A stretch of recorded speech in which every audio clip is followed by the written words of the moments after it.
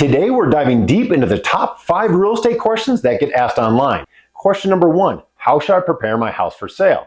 It's about making a great impression. Start with key repairs, fix plumbing and electrical issues, and fix obvious cosmetic wear and tear. Declutter and depersonalize to let buyers imagine their life in your space. Question number 2, should I get a pre-sale home inspection?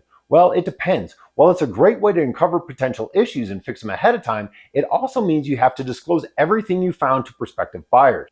Question number 3, how long does selling a home take? There's no standard timeline. Several factors come into play. Market conditions, location, home conditions. For instance, a house in a popular area might sell faster than one needing significant updates in a slower market. Question number 4, what determines my home selling price?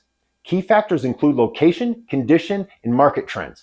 A comparative market analysis can be crucial, looking at sales of similar homes in your area.